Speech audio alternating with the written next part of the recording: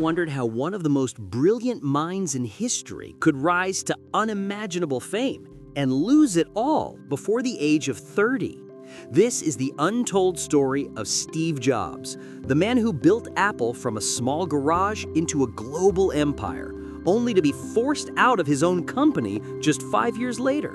It's a story of vision, ego, betrayal, and redemption, and how the very decade that broke him would ultimately prepare him to change the world forever. Welcome to Success Chronicles, where we explore the true stories behind the people who dared to dream big and shape the future. If you're ready to uncover the rise and fall of a tech icon, stay tuned, because this is the decade that made and broke Steve Jobs. In 1980, Steve Jobs was on top of the world. At just 25, he'd taken Apple public, becoming an instant multimillionaire and the face of the personal computer revolution. He was the visionary genius poised to change the world. And yet, by 1985, he'd be an outcast, effectively forced out of his own company just 5 years later. This is the story of the decade that both made and broke Steve Jobs. A turbulent 10-year saga of visionary marketing, revolutionary products, and a bitter power struggle that ultimately paved the way for his epic comeback. The 1980s started with a bang for Apple. On December 12, 1980, the company held its IPO, a massive financial success that made its co-founders fabulously wealthy and put Apple on the map for good. With a fresh war chest of capital, Jobs was ready to build his next insanely great product. But the decade also started with a stumble. The Apple III, announced in May 1980 and aimed at the business market, was a commercial failure.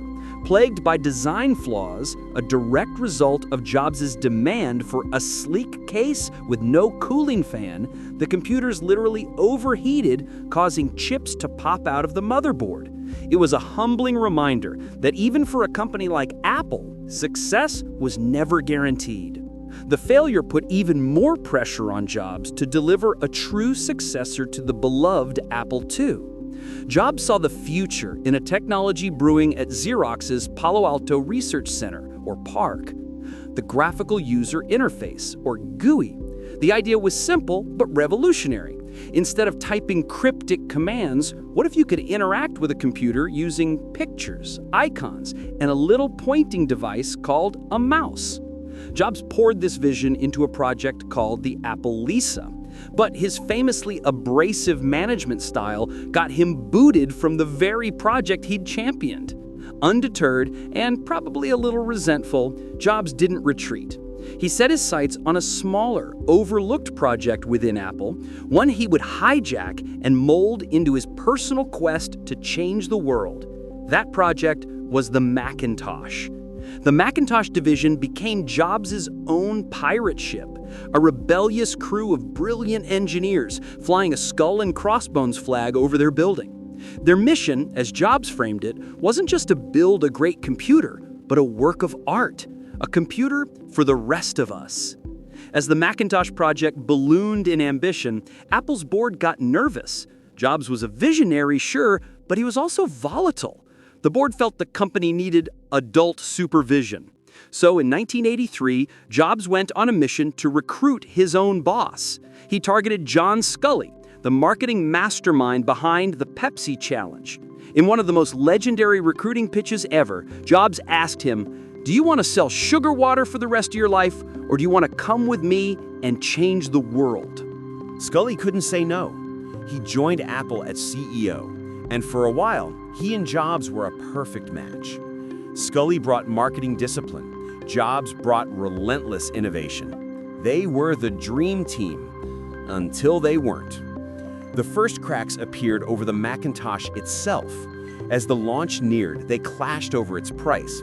Jobs wanted it under $2,000, but Sculley, worried about profitability after a massive marketing spend, pushed the price to $2,495. It was a fight Jobs lost, and one he'd resent for years, blaming the high price for the Mac's slow start. But first came the triumph. To launch the Macintosh, Jobs pulled off one of the most audacious marketing stunts of all time. During the 1984 Super Bowl, Apple aired a 60-second commercial called simply 1984. Directed by Ridley Scott, it showed a dystopian world being shattered by a lone, colorful hero. The ad never even showed the computer, but the message was unmistakable. Apple was here to smash the status quo. It became a cultural phenomenon and perfectly captured Jobs' genius for building hype.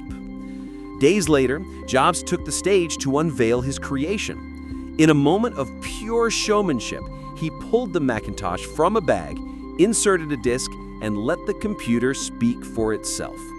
For the first time, a mass-market PC had a graphical user interface, a built-in screen, and a mouse. It was a revolution, a PR masterpiece, and initial sales were strong. For a moment, it seemed like the pirates had won. But the hype couldn't hide the machine's flaws. With just 128 kilobytes of RAM, the original Mac was painfully slow. It had no internal hard drive and barely any software, making it feel more like an expensive toy than a serious work tool. Once the initial excitement wore off, sales cratered. By early 1985, unsold Macintoshes were piling up. The once invincible company faced its first ever quarterly loss and had to lay off a fifth of its workforce. Inside Apple, the pressure was immense, and the partnership between Jobs and Scully fractured completely. It was a clash of worldviews. Jobs, the product purist, believed in betting the company on bold, futuristic leaps. Scully, the seasoned executive, was focused on profitability and protecting their cash cow, the aging but still popular Apple II. As Mac sales faltered, Scully argued that Jobs' reckless focus on it was putting the entire company at risk. The power struggle exploded in spring of 1985. Scully went to the board and argued that Jobs needed to be removed as head of the Macintosh division. When Jobs found out, he plotted a desperate countermove, a boardroom coup to oust Scully while he was on a business trip to China. But the plan backfired. Scully was tipped off, canceled his trip, and confronted Jobs at an emergency meeting in May 1985. He gave the board an ultimatum: you can back me, or you're going to find yourselves a new CEO. The board, once charmed by Jobs' vision, but now spooked by his failures, sided with the man they'd hired to control him. They sided with Scully. Jobs was stripped of all operational duties. He was still chairman of the board, but it was just a title. The man who co-founded Apple in a garage was now an exile in his own kingdom. Devastated, he tried to find a new role, but it was hopeless. On September 16, 1985, Steve Jobs officially resigned from the company he created, stating in his letter that he felt pushed out. His departure was the end of an era, but not the end of his story. With a handful of loyalists, Jobs founded a new company called Next to build powerful computers for higher education. He also bought a small computer graphics company from George Lucas, renaming it Pixar. While Next computers never became a commercial hit, the experience was critical. For the first time, Jobs had to manage finances, operations, and strategy without the Apple safety net. It was in the wilderness that he was forged from a brilliant, mercurial founder into a truly great CEO. The 1980s were a trial by fire for Steve Jobs.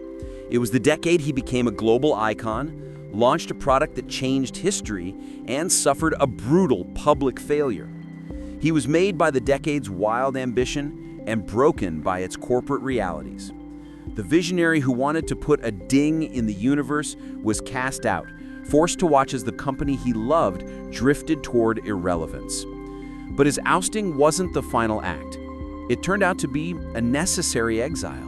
The lessons in humility and leadership he learned at Next and Pixar were exactly what he needed. They shaped him into the leader who could, a decade later, return to a nearly bankrupt Apple and lead it to become the most valuable company in the world. The fall wasn't the end.